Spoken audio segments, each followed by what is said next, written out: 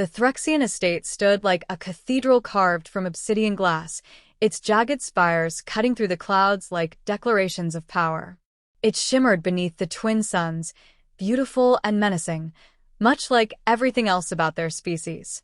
I adjusted the collar of my formal uniform, feeling a prickle of sweat that had nothing to do with temperature. This was supposed to be a friendly dinner. Zarkai met me at the gate with the usual rigid posture, but his eyes, deep gold slits, flicked past me too often. Not a good sign. Jace, he said, his voice gravel smoothed over steel. Thank you for accepting the invitation. My mother is eager to meet you. Eager? That word wrapped itself around my spine like a cold vine. Of course. It's an honor, I replied, trying to sound less suspicious than I felt. As we walked through corridors lined with glowing crystal veins and art made from preserved insect wings, I took in the way Threxian servants avoided looking directly at me. It wasn't disdain, they feared something. Or someone. You never told me much about your mother, I ventured. Zarkai's jaw clenched, and for a moment, he didn't answer. Then, she is complex. That was Threxian for tread carefully. We entered a domed dining hall that felt like a planetarium with teeth. The ceiling showed a simulated sky, slowly rotating galaxies above, while the floor was polished stone so dark it swallowed the light. At the head of the long bone-white table stood Clecia, matron of House CHYR. I had seen images of her before, always in robes, always behind glass. In person, she was terrifyingly composed. Welcome, human, she said, not Jace, not envoy. Just human. I bowed respectfully. Thank you for inviting me, Matron Clecia. Your home is... Speak no pleasantries yet, she interrupted, gliding forward. Her presence was magnetic, the way black holes are. Let us see how your tongue performs after your senses are tested. I smiled tightly, looking forward to dinner. The meal was already laid out. Dishes steamed with scents I couldn't place, sweet, bitter, metallic. My translator Chip didn't even bother trying to label half of it. Clecia took the seat opposite me, folding her limbs elegantly. Zarkai sat beside her, unusually quiet. I had never seen him this subdued. So, she began, voice soft but coiled. Tell me, Jace of Terra, why did you choose to befriend my son? Not how, not when, why. I blinked. He saved my life during the first Accord Summit bombing. After that, it felt natural to trust him. Gratitude, she mused, sipping something from a vessel shaped like a spine. A primitive motivator, yet sincere. She studied me as though cataloging weaknesses. Her fingers tapped an unseen rhythm on the table's edge. You are young, healthy, mentally sound. I narrowed my eyes. I think so. Clecia smiled, barely a twitch of her lip ridge. Tell me of your mating customs. The table went very quiet. Excuse me? I said, glancing at Zarkai. He stared at his plate like it might provide an escape. I am merely curious, she said, tone completely neutral. Humans breed with emotional criteria. I find that fascinating. I managed to chuckle. Well, yes. Emotions tend to help. You would choose a mate based on feelings rather than strength or genetic viability? Sometimes we get lucky and find both. She leaned in, fingers laced. And if you were chosen? For what? I asked, though I already hated the direction this was heading. To elevate a dying lineage. To preserve what might otherwise vanish. I swallowed. I'm sorry, matron, but I wasn't informed this was more than a diplomatic meal. Zarkai spoke up, finally. Mother, perhaps. Silence. She didn't look at him when she said it. He obeyed. I straightened. If this is about genetic compatibility or some kind of breeding initiative, I'll need to consult my delegation. I don't make those decisions alone. Clecia rose, moving toward me like a shadow sliding over ice. No decisions are required tonight, Jace of Terra. Merely observation. Cooperation. I forced a smile. I'm great at observation. Less so at surprise matchmaking. She stopped beside me and placed a long, cool hand on my shoulder. You misunderstand. You're not being matched. You are being selected. Before I could ask what that meant, servants entered the room. One carried a folded ceremonial robe, white with iridescent patterns that shimmered like predator scales. Another held a carved staff. Both approached me without speaking. "What is this?" I said, standing instinctively. Cliche's eyes gleamed. "Your garments for the evening ceremony. We must see how well you carry the weight of tradition." Zarkai looked pained. "Jace, don't." "Enough," she snapped. Then, gentler. "Rest. Eat. Reflect. The selection begins at moonrise." My heart pounded. "The what?" Cliche smiled fully now, the gesture somehow worse than her earlier coldness. "You will do well, I think. Humans are full of surprises." Then she turned and walked away, leaving the robe on my chair. Zarkai stayed seated, shoulders hunched as though carrying more than just expectation. I didn't move. I couldn't. I had come for dinner. I was being offered to something else entirely. The chamber they gave me for rest was a gilded prison. Ornate carvings lined the walls, spirals of Threxian glyphs and ancestral symbols, all watching me like silent judges. The robe lay draped across the edge of the reclining slab they called a bed, its fibers subtly pulsing with faint bioluminescence. It looked less like clothing and more like ceremonial skin. I didn't touch it. The door had no visible lock, but the click it made as it sealed said everything. I paced. Counted steps. Counted breaths. Recounted every conversation I'd had with Zarkai over the last 2 years, trying to pinpoint when he'd started hiding things from me. I couldn't find the moment. That made it worse. Footsteps echoed beyond the door. Heavy, deliberate. They stopped, then reversed course. Not guards. Not yet. I sat on the edge of the slab, fingers steepled beneath my chin, replaying Cliche's words. "You are being selected." I didn't like how final that had sounded. I didn't know how long I sat like that before the light dimmed to a soft crimson. A signal, maybe. A warning. The door hissed open. A figure stepped inside, and for a heartbeat I tensed. But it was Zarkai. He closed the door behind him and remained there, silent, shoulders tight. "I'm not putting it on," I said, nodding toward the robe. "I wouldn't expect you to." His voice was low, hoarse. "Want to tell me what's going on before I start throwing chairs?" He looked up at me, and there was something in his eyes I hadn't seen before, shame. "It's called the Syzygy rite," he said. "It was abolished generations ago. Considered too consuming." Consuming? It takes a candidate, usually a warrior, sometimes a bonded outsider, and subjects them to trials. Ritualistic. Genetic. Spiritual. If they survive, they are elevated. Absorbed into the matron's lineage. Their DNA becomes foundational. If they fail, they are discarded. I blinked. Discarded how? Burned. In the ritual fires. A silence stretched between us, like taut wire. "She's reviving it. For me?" I said. "Why?" Zarkai moved closer, voice tight. "You're unique. Your genome has an adaptive sequence the Threxian core bloodlines lost after the Wars of Sundering. My mother believes you're the key to restoring it. And she needs to merge with me?" He winced. "It's not mating, not exactly. It's transference.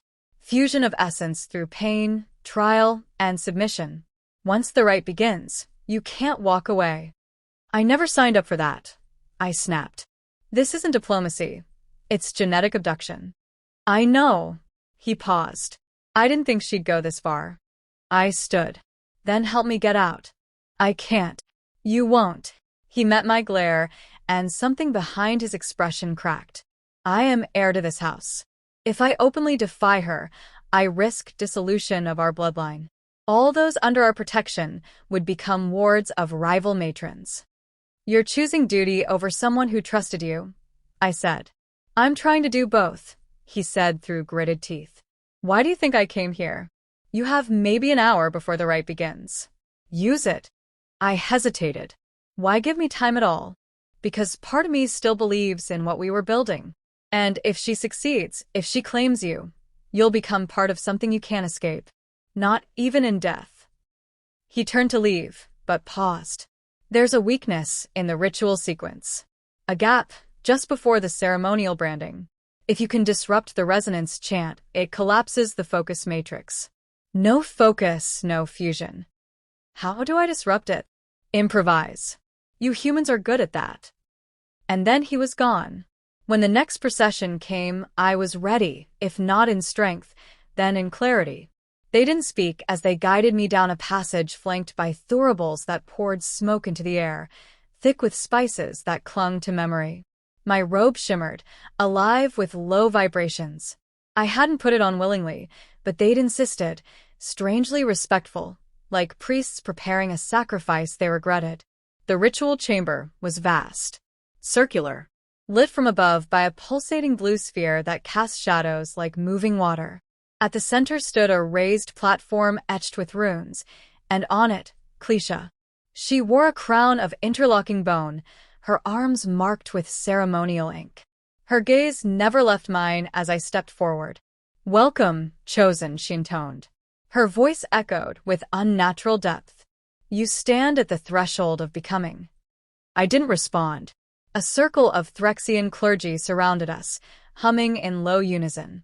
The air thickened with the hum, vibrations crawling into my bones. The sphere above flared. A dull pain bloomed behind my eyes. Clecia stepped forward, a ceremonial blade in hand. "The rite begins. By blood and light, we awaken the ancient core." The chant swelled. Pain spiked across my limbs, like my own cells were rearranging themselves. I looked around, eyes catching the patterns Archai had mentioned. 7 syllables, pause, 5 syllables, then a rise. The chant looped again. 7, pause, 5, rise. On the next rise, I screamed, not from pain, but calculation. I let it resonate, just off-pitch, twisting the frequencies like snapping a guitar string mid-note. The chamber jolted. Light stuttered.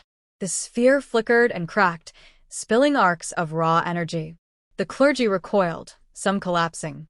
Clecia stumbled, one hand clutching her temple. "You dare."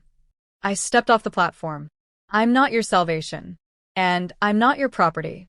She straightened slowly, fury and something older behind her eyes. But the rite had been interrupted. The sequence broken. "You'll regret this," she hissed. "Maybe," I said. "But not tonight." The walls began to tremble as the energy discharge destabilized the chamber. I turned and ran, not away from Clecia, but toward whatever came next. Behind me, I heard her whisper, low and venomous, "Then let the trial truly begin." Smoke coiled through the air like ghost fingers as I sprinted down the temple corridor, the pulse of the shattered sphere still thudding behind my ribs. My vision swam from whatever energy the rite had tried to force into me, but I kept running. The architecture warped subtly with each step, walls lengthening, angles bending, like the building itself had become an extension of Clecia's will. I didn't know where I was going. I just knew it had to be a way. A shadow moved at the edge of my peripheral vision. I pivoted hard and pressed myself against the wall, breath shallow. A Threxian guard glided into view, obsidian armor reflecting blue light from the flickering sconces. His movements were slow, searching. I gritted my teeth, waited for his back to turn, then lunged. The robe made fighting awkward. It dragged at my limbs like a second skin, but instinct carried me through. I slammed him against the wall, drove a knee into the joint between his chest plate and abdomen. He gasped, stumbled, and I ripped the sidearm from his holster. The weapon was cold and humming, a pulse blaster keyed to Threxian biosigns. Probably wouldn't work at full strength in my hands, but it didn't need to. I ran again, now with a weapon and a rising certainty. I wasn't meant to escape. I was meant to be hunted. The temple doors loomed ahead, tall, ruined slabs of stone fused at the seam. As I approached, they parted with a hiss, not from any command of mine, but something watching. Outside, the landscape was lit with sharp silver light. The moons had risen, twin predators above a craggy plain. The estate grounds stretched out below like a chessboard etched in glass and bone. And at the center, a procession was forming, lines of Threxian citizens in ceremonial garb, humming the old songs. She'd planned this to be public. I took the servant paths, narrow, winding corridors built beneath the estate for transport and storage. As I moved, Zarkai's voice echoed in my mind.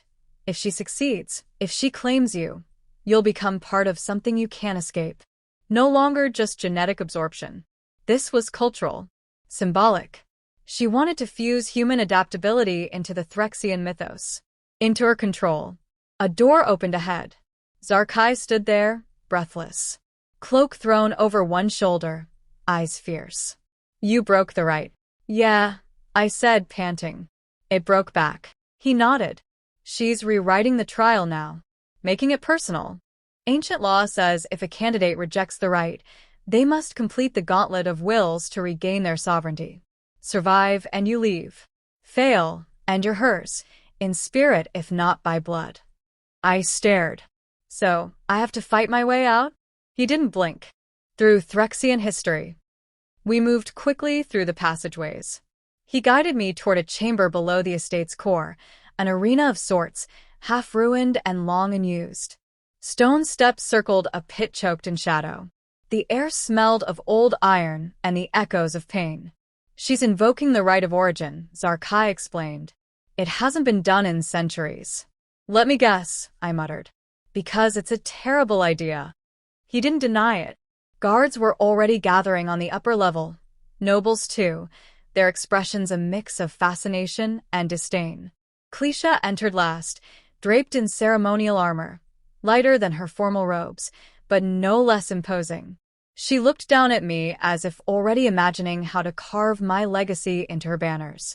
The gauntlet has been summoned, she declared, her voice booming unnaturally through the chamber. The human has rejected our right. Let him prove his merit. Weapons clattered into the arena center, no blades, no guns. Just a staff, a set of chain links, and a small orb glowing faintly blue. I stepped forward. I choose the orb. Laughter rippled from the upper tiers. Cleisha narrowed her eyes. You do not even know what it does. I don't need to. That's what makes me human. The orb vibrated in my palm, warm and strange. As I focused, it began to hum, syncing with my heartbeat, responding to thought. Experimental Threxian tech. Abandoned for unpredictability. Perfect. The first challenger dropped into the arena, a brute, scaled and snarling, wielding the chains with expert precision. He came fast.